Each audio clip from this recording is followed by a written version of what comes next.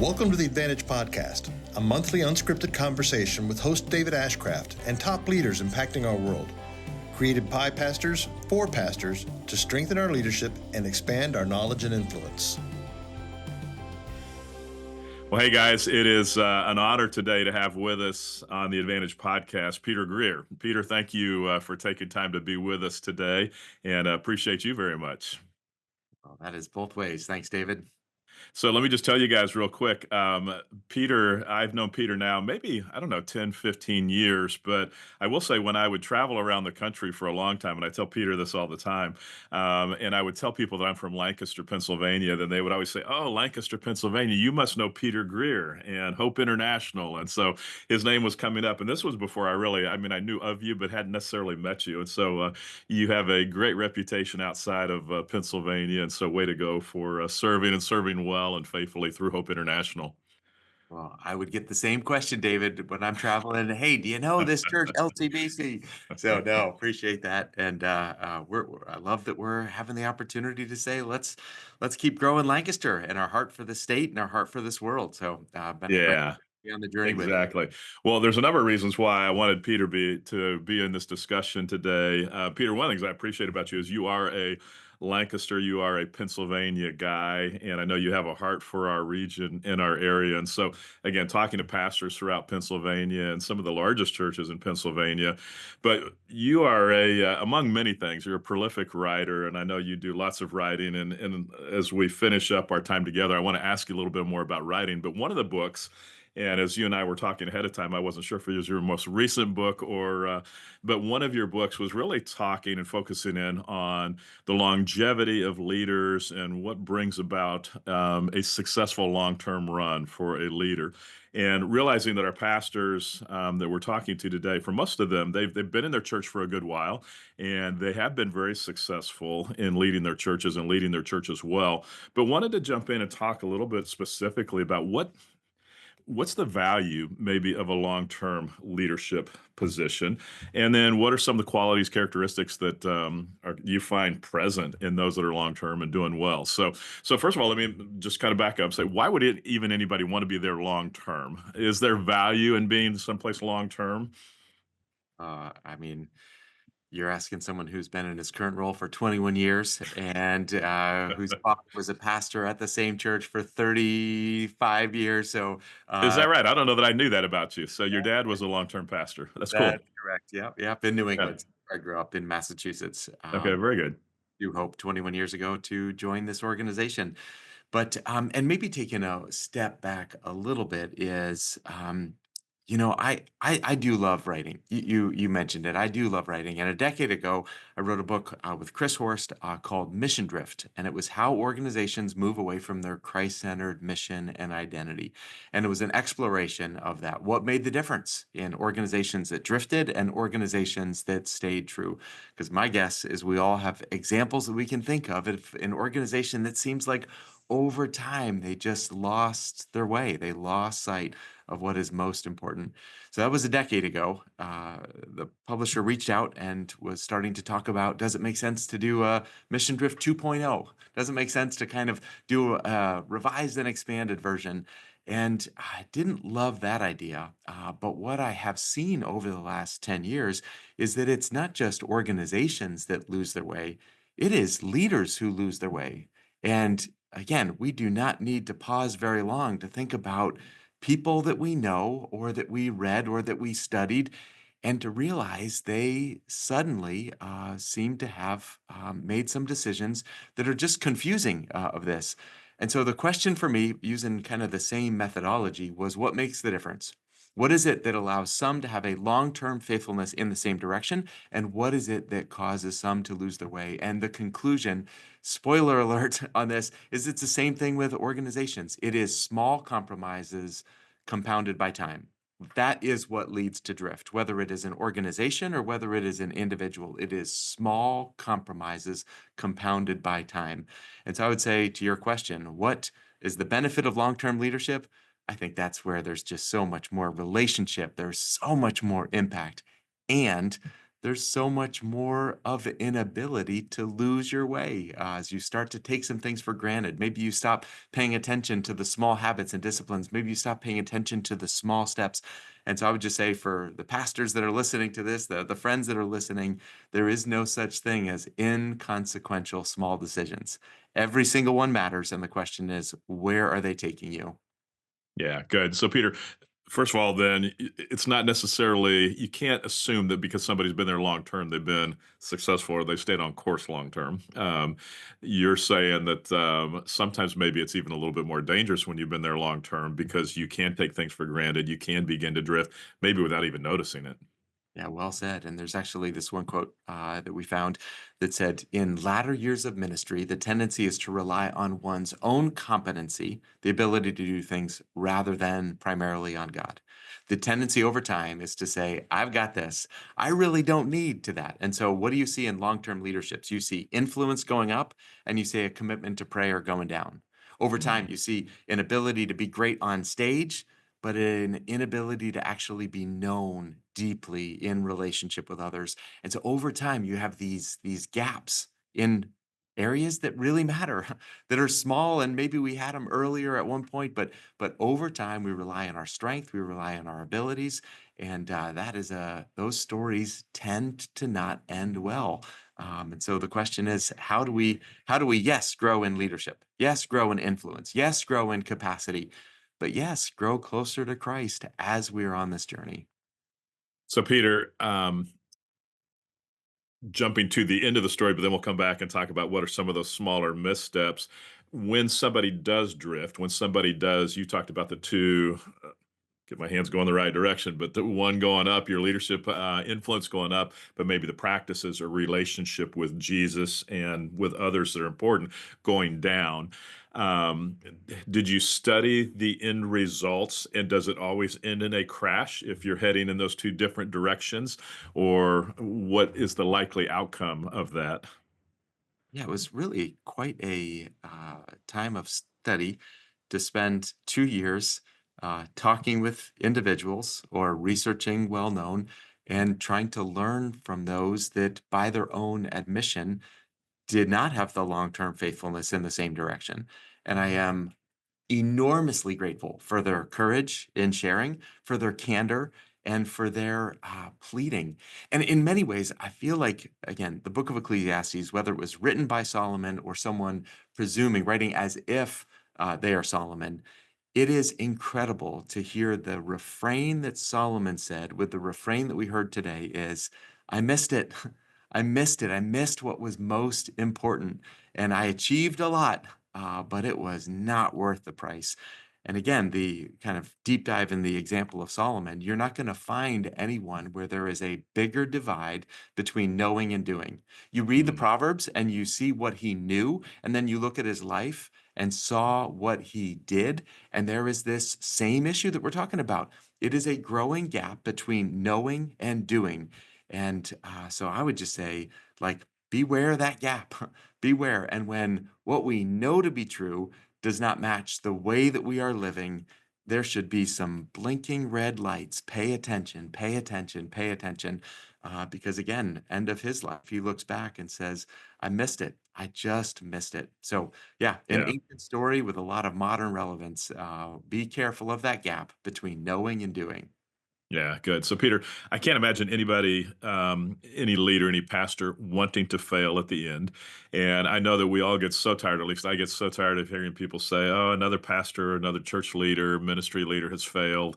And typically it gets kind of lumped into all church leaders. Why do all church leaders, and especially those of us in larger churches, the cry against larger churches is why is it that larger church pastors seem to fail at a higher rate? And we could debate whether that's even true that it's a higher rate or not. But bottom line, pastors are failing.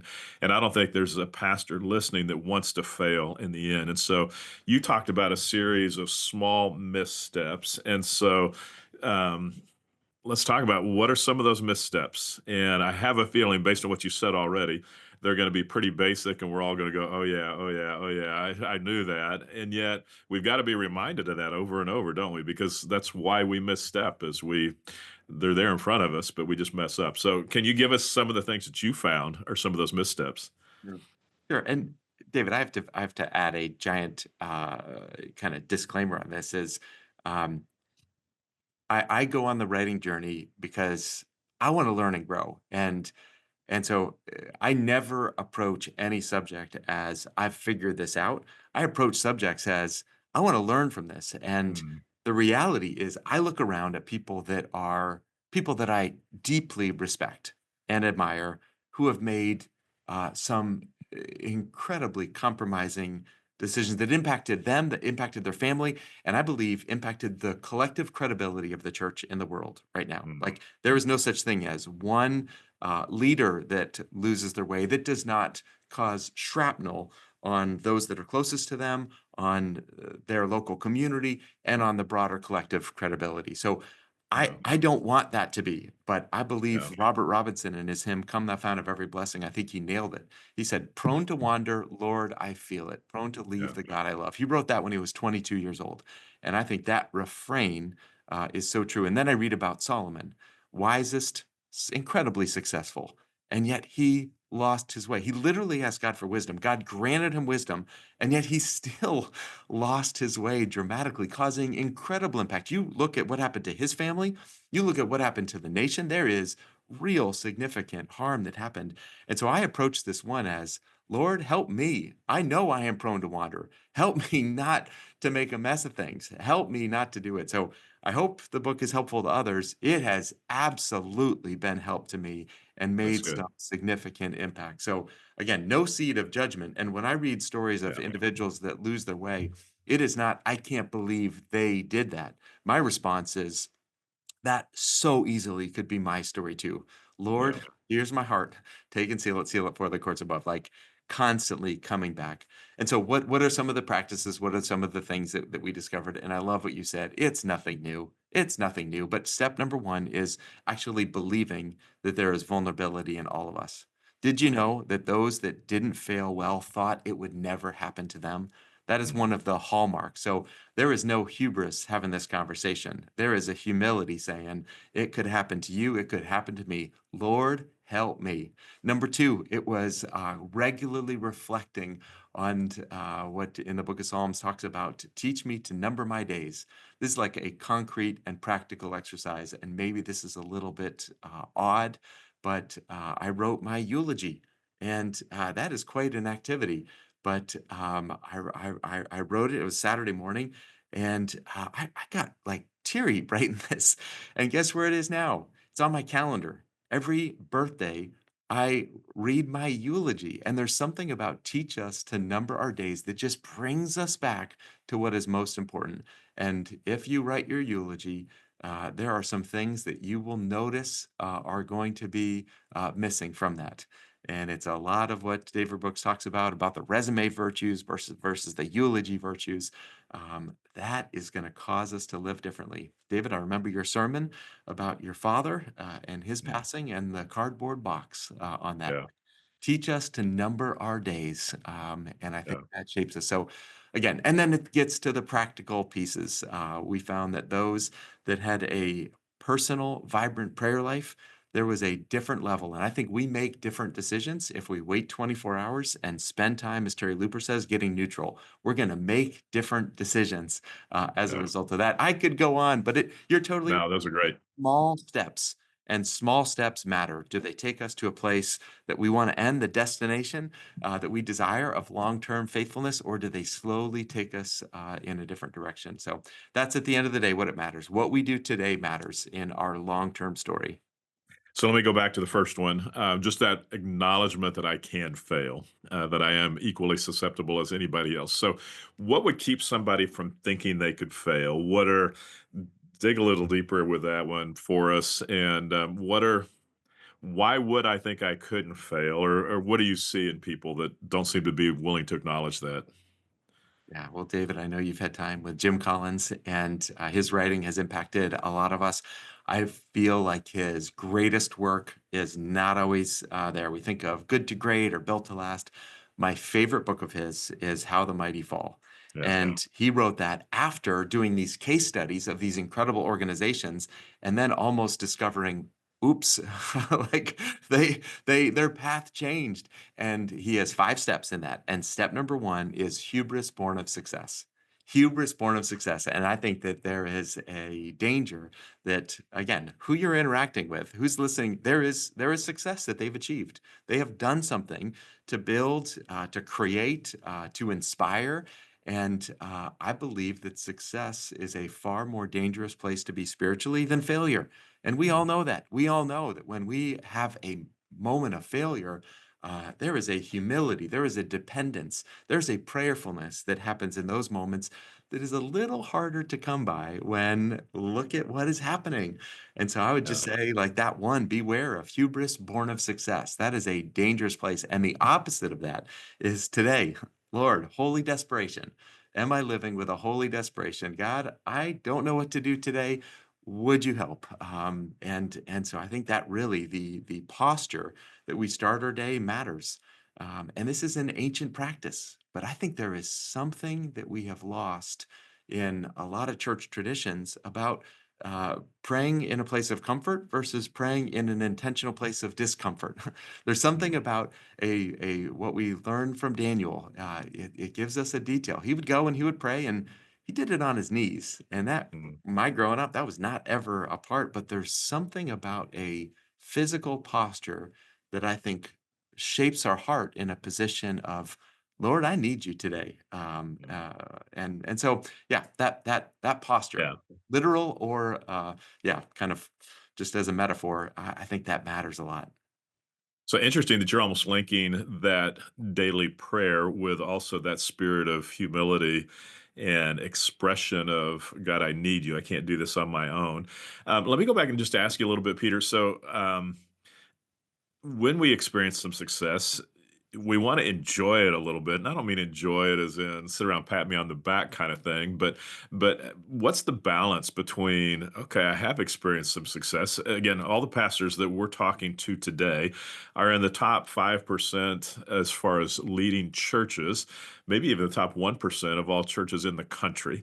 Because if their churches are 1,000 or more, then they're in that top 99 percentile of leading churches. So they're being successful. And so, what's that balance between, man, yes, you are successful, you are doing well, and then still ending up on your knees and saying, God, but I desperately need you. Is there a balance there, or how do you think of it? And you've experienced success in your career. And so, is there opportunity to somewhat enjoy that success? Or I don't even know if that makes sense. How do I enjoy my success? But yeah, talk a little bit about that. Does that make sense what I'm asking? Yeah, no, and I think of the wonderful, very small book that Tim Keller wrote, The Freedom of Self Forgetfulness. And he says the essence of gospel humility is not thinking too highly of yourself, it's not thinking too lowly of yourself, it's thinking of yourself less. Mhm. And I love that. At the end of the day, if our focus is on look at what we have accomplished, we are in the top 1%. Um, that, in my mind, actually leads to some unhealthy outcomes down versus God, help me to be faithful today. And it's amazing what you're doing. And I'm just not really focusing on the number. Here's what I'm focusing on. Am I being faithful with what you have called? And I love the line that Paul writes. He says, what do I have that I haven't been given? And I think that is a different starting point. And yes, if you're giving growth, if you have an incredible ability to communicate, if you have done the right things and have a leadership mind, take that one step further and say, okay, great, you've worked hard, but where did that come from? Even your work ethic, where did that come from? And I think at the end of the day, if we can say, God, what do I have that you haven't given to me? What actually can I ultimately claim is all about me? I think we would be hard pressed to have a very long list. I think a different posture is, God, you have given this. This is amazing. Thank you, Lord, and help us be faithful with what we can do today to steward well this incredible opportunity that we've been given. So there's joy, there's celebration, and there is an upward and outward focus, and very little time polishing trophies, Yeah. more time washing feet. Yeah, good. Okay. So, what are the signs that I'm starting to slip in this area? Are there? Is it as simple as, "Oop, I just realized that's been several days since I spent time with God," or are there some telltale signs of you're starting to slip here and you're not showing, displaying, exhibiting as much dependence on God as probably you have in the past? Well, I know we just mentioned it in passing, but I think it is fascinating that our Savior gave us the model of what leadership actually looks like, and the invitation after washing his disciples' feet is to go and do likewise. And I think that is not to be taken uh, literally in foot washing. It's not in this culture. That's the wrong piece of that. But what does it look like? And I would say, what are the tasks that no one else uh, really highly esteems? And if you and your leadership have got to a place that you are no longer doing some of the tasks that are not common for positions of leadership, I would say maybe that's a great starting place. There's Mm, something wonderful that happens when you take out the trash. There's something wonderful that happens when you are the one who is showing up early and making sure the chairs are in the location. There's something wonderful that happens. And obviously, you can't do it all the time, but there is something about a posture of service, of doing the task that no one else wants to do. When that toilet has overflowed, who is the first person to roll up their sleeves? And I think the example that we have is there is something good that happens in those moments to our heart when our posture is in taking on the servant posture. So I think there literally is a benefit to doing those tasks that in our culture are just seen differently. I think the second thing, you're absolutely right. We found a connection to an individual's prayer practices, individually and collectively. And in prayer, if there is not a moment for reflection and repentance, we found that that was another key, like red blinking light. If we have not had enough time to reflect on our attitudes, our behavior, and found places where we maybe should spend a little more time saying, Lord, it's your mercy. And I lost my way again. There's something that should be a warning light on that. So habits and yeah, postures, they yeah. matter. Yeah, that's good. I spent some time with Matt Lucas, who's the president of Our Daily Bread recently. They're just concluding and have been working on a study. I want to say it's 15 years, about 500,000 people. They were looking at what are the traits of people that have the strongest relationships with Christ. And what they found, and this is Our Daily Bread, and so it wasn't a matter of reading their devotional, but what they found is if somebody spends at least 4 times a week in prayer, reading scripture, that they tend to have the most vibrant relationship with Christ of anybody, and it just comes back to that basic practice again that you're describing. So yeah, yeah, good, Forward to reading that study. That very much matches what yeah. we've experienced. Yeah.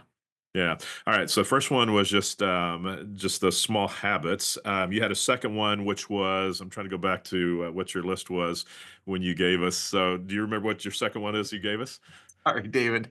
I don't remember that in well, well, specificity, good. but I'm sure it had something to do with prayer. We did the book Lead with Prayer, and that absolutely reinforced the connection there. So the small habits, the focus on prayer, and maybe the third one would be something about the way that we engage with others. And again, I think this is shaping of our heart. If our focus is only on our church, on our organization, I think that tends to lead to an inward focus. And for us, one of the hallmarks of organizations that really did experience health and leaders that really did is there was an excitement, not just what is happening in our little club, but in the broader kingdom of God and relationships outside, pushing back on the insularity that happens in leadership and really getting out in relationship with others and being more excited about what God is doing in our state and in our world than just what is happening within our particular place. Yeah, no, that's great. That's good. Hey, I was going to mention one of the things that Ruth and I tried to do, and I don't know if this will come out sounding right or not, but the more that we grew as a church, it became easier and easier to insulate ourselves and only meet with people in leadership and only meet with people that were successful, so to speak, in their careers. And so we made it a habit of there were a number of we all have people in church that have more needs than others. And so we would make it a habit of, on a regular basis, meeting with people that would not be considered the elite of the elite in the church, just to bring us back to earth and say, okay, we're just normal people, and we can still meet with just normal people, and have meals and dinners with them. And it was actually a good thing for us. And it's not something that I would normally talk about, because it's almost like, oh, look at us because we're humbling ourselves. It wasn't meant to be that at all, but it was just to keep us kind of balanced and say, we're not so uppity that we can't eat and meet with other people. So yeah, little practices, like you said. So Well, David, one of the other really practical ones, I've seen you at different events, and you are not hanging out behind stage very long. You are sitting and engaging, and I think those little things, they matter. The yeah, little things, valuing people, valuing relationship, and anytime someone wants to put you up on a pedestal, you are climbing down as quickly as possible. And isn't that the yeah, example after the healing of a man who was lame since he was birthed in Lystra? And what do? They literally tear the clothes, they rush into the crowd saying, "Why are you doing this? We're just like you. Let us yeah. tell you about the God, the one who made heaven and earth." And so they're literally, I mean, again, culturally not appropriate in today's space, but they wanted to make such a spectacle that they were not put on a pedestal. That God was the one who got all of the credit for this miraculous healing. And I think in a similar way, there's going to be amazing things that happen in these churches. There's going to be amazing things that happen through your leadership. And let's climb down those, whatever someone wants to put you on a pedestal, let's climb down as quickly as possible. Um, Exactly. Find ways of saying, hey, let me tell you, this is all about Jesus. And I'm Exactly. just like you in the journey. Exactly. Peter, you also talked about writing your eulogy. And I assume what you were doing and what you are doing as you do that is to say, okay, these are the things I want to be remembered for. And so, do you find that that keeps you from making missteps when you think through how you hope you're described at the end? Do you find yourself checking yourself at times, thinking, oh, if I'm going to end that way, then I better not go this direction or that? Or how do you find that helps you in the long run? No, you're exactly right. It has that direct benefit. So I do it annually on my birthday. I read through my eulogy, and then I have a group of other kind of leaders in the space. We call ourselves the eulogists, and we do it as a group, which again may be odd, but I think that actually is the closest thing that we have found to teach us to number our days. Like teach us to remember that this is not all that there is, and what matters most. And I had the enormous privilege of being with my grandfather when he left this life, and being in the hospital room with him, watching my grandmother, who is the most regal woman. I mean, she just threw herself on her husband, and it was the most touching and beautiful moment of a Mm, life of loving and cherishing and honoring his spouse. And I mm, think of that.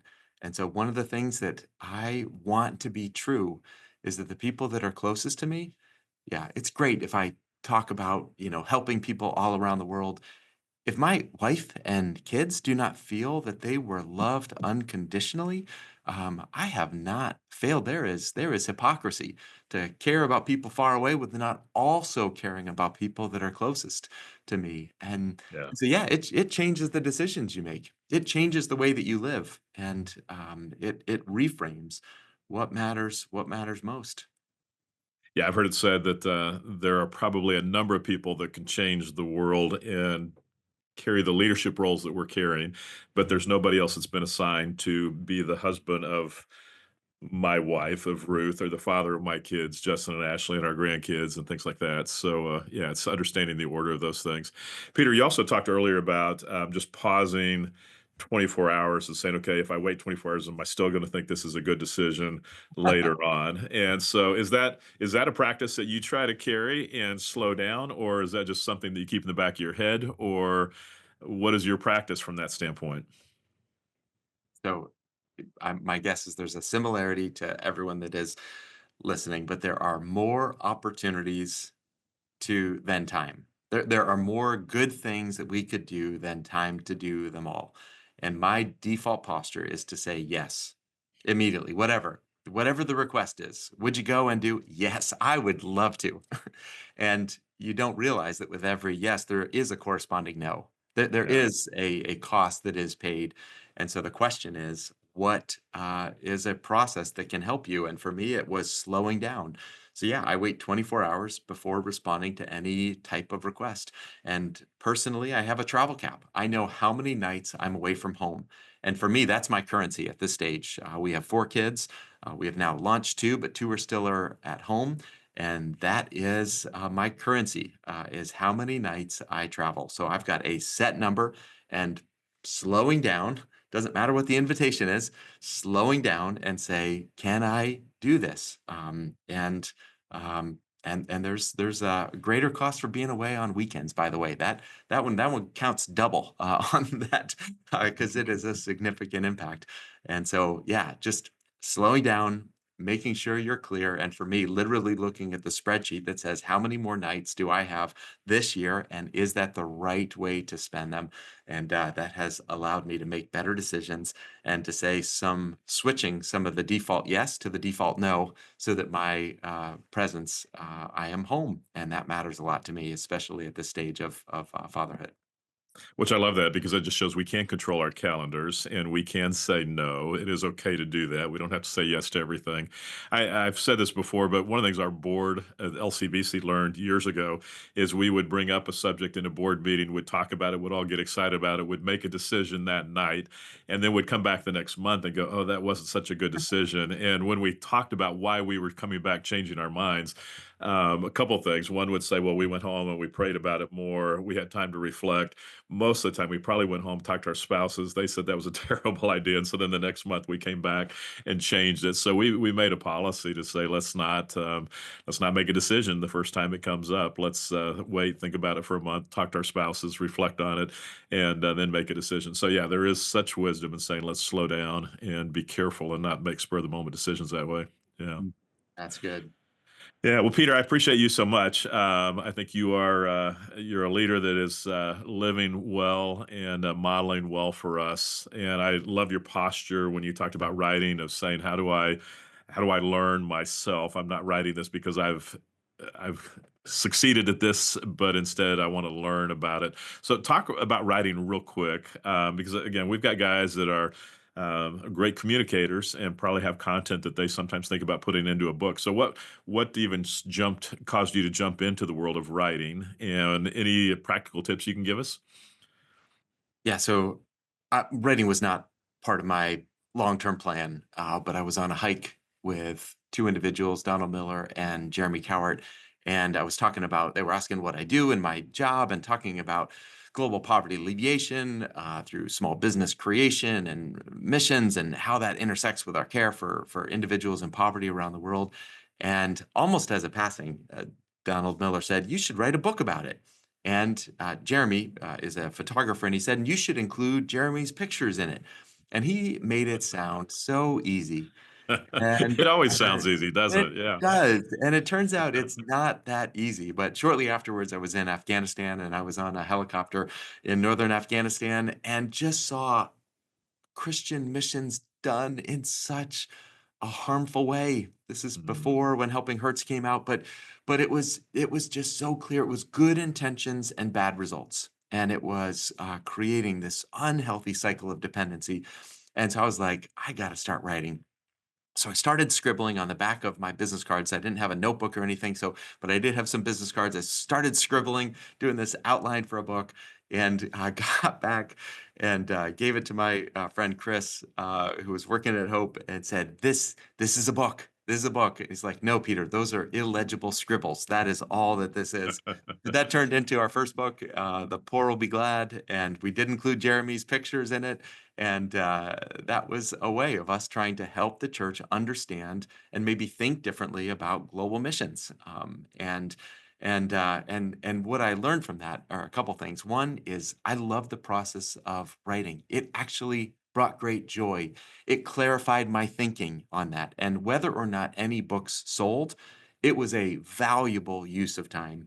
And so I just loved then the process, and I just kind of got in the habit of almost every year starting with a question, not starting with a book, but starting with a question, and then diving deep into that topic.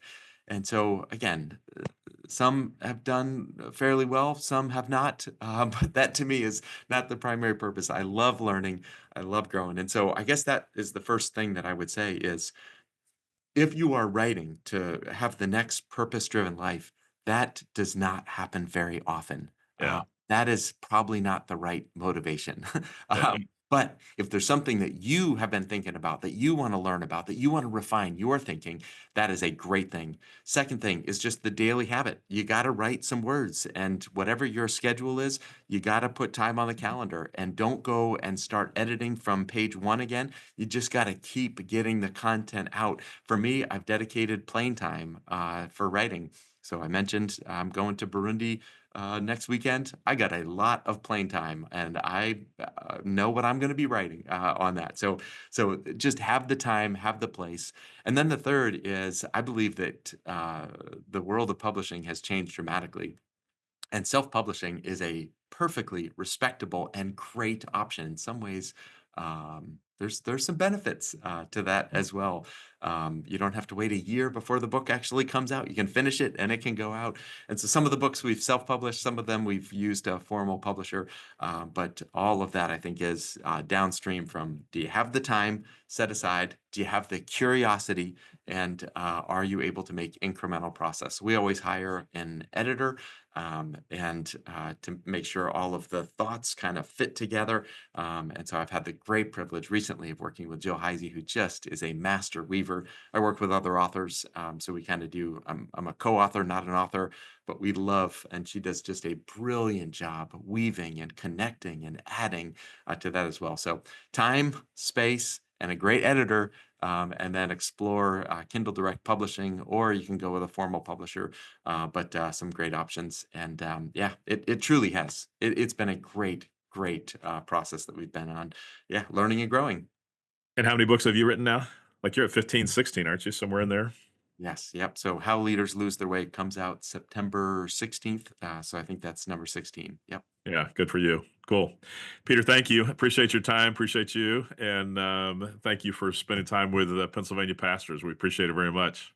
As a pastor's kid, full of appreciation, respect, and gratitude to all of you. So thanks so much, David. Thanks, Peter. Have a good day. Thank you for listening to the Advantage Podcast with David Ashcraft and for participating in our goal to strengthen and encourage pastors and their churches so more people are introduced to Jesus across Pennsylvania. If you found this helpful, feel free to pass it along. To find out more about the work of The Advantage, visit our website at theadvantage.org.